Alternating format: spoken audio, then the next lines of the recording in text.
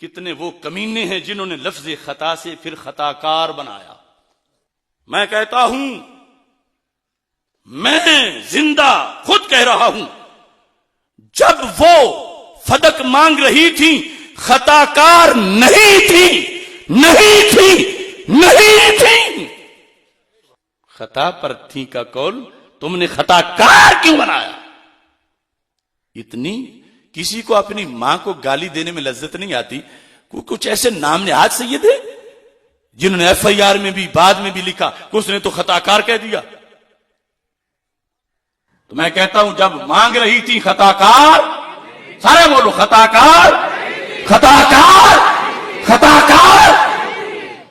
اور پھر اتنا مجھے سمجھاتے ہوئے وقت گزر گیا، جیل جانے سے پہلے 35 گھنٹے کی میری تقریریں، کہ یہ خطا بمانا گناہ نہیں ہے. خطا بمانا گناہ، خطا بمانا گناہ، بلکہ اگر گناہ کے ساتھ اس کو ملایا جائے تو ہم وہ بھی جائز نہیں سمجھتے. کس طرح ہم نے نعرہ لگایا، بے خطا بے گناہ، بے خطا بے گناہ، بے خطا بے گناہ. ہم نے تو یہ بتایا کہ جو لفظ خطا گناہ کے ساتھ ملا ہوا ہو، ہمارے نزدیک وہ بولنا بھی جائز نہیں ہے. لفظ خطا جو گناہ کے ساتھ ملا گیا ہے، خطا و گناہ، چونکہ اس میں پھر گناہ والی بو آ جاتی ہے. تیسرے نمبر پر خطا معصیت نہیں جو یہ میں نے بولا، خطا گناہ نہیں جو میں نے بولا، خطا عیب نہیں جو میں نے بولا جب مانگ رہی تھی. وہ کیا ہے؟ اذا حکم الحاکم فاجتہد واصاب فلہ اجران،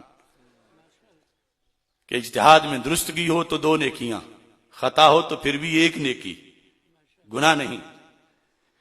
لہذا جن لوگوں نے خطا کا معنی گناہ کرنا ہے، انہیں میں کہتا ہوں یہ تمہارا جو گناہ والا خطا ہے، یہ میری عبارت میں مت بولنا.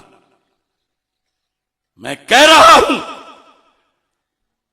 کہ جب مانگ رہی تھی خطا بمانا گناہ پر نہیں تھی، نہیں تھی، نہیں تھی.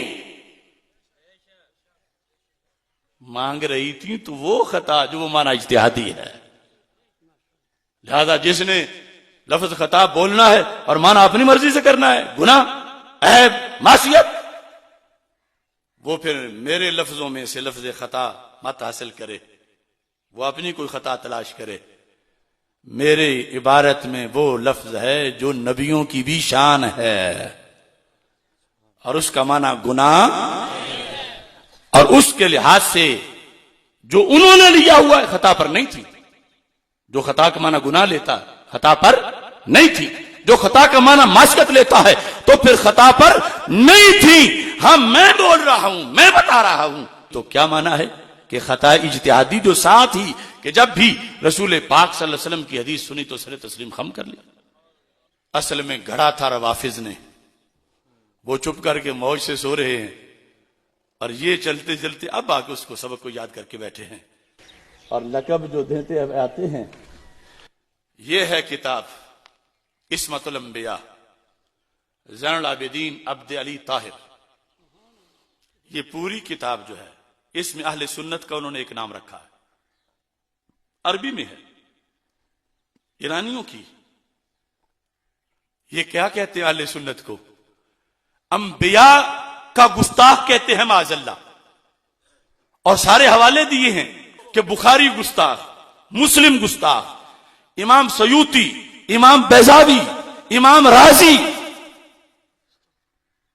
اور لقب کیا لکھا؟ مخطیہ. کیا بولا؟ یہ جو انہیں خطائی کی شکل میں یاد ہے، ڈوب مرو پانی میں. روافظ کے بڑوں نے امام مسلم کو خطائی کہا، امام بخاری کو کہا، امام رازی کو کہا، امام سیوطی کو کہا، اور سارے اہل سنت کو مخطیہ کا. 25 بار میں اس کتاب سے دکھا سکتا ہوں کہ یہ مخطیہ ہیں، یہ انبیاء کو خطا والا کہتے ہیں. دیکھو چھاننی پتیلے کو مشورہ دینے والی لوٹے کیوں نہیں کہتا, غلط لفظ ہے, پتیلے کو مشورہ دینے لگے. ان کی زبان سے پہلی بار میرے بارے میں یہ لفظ نکلا جب میں نے ان کی اڈی سے سوراخ بند کیا. انہوں نے کہا مسلم خطائی ہے تو یہ جلالی بھی خطائی ہے. ڈوب مریں یہ کہ جو لفظ گندے پانی میں, جو لفظ روافض نے اہل سنت کے بارے میں بولا اور تمام سنی ائمہ کے بارے میں بولا اور اسی ضمن میں میرے بارے میں بولا, یہ اپنے باپ دادا کی نسبت والے لفظ کو بدل کے شرم نہ آئی ان لوگوں کو. جیسے امام بخاری کو خطائی کہنے والے جھوٹے ہیں, مسلم کو خطائی کہنے والے جھوٹے ہیں, سیوطی کو خطائی کہنے والے جھوٹے ہیں, رازی کو خطائی کہنے والے جھوٹے ہیں, غزالی کو خطائی کہنے والے جھوٹے ہیں, جلالی کو خطائی کہنے والے بھی پرلے درجے کے جھوٹے ہیں.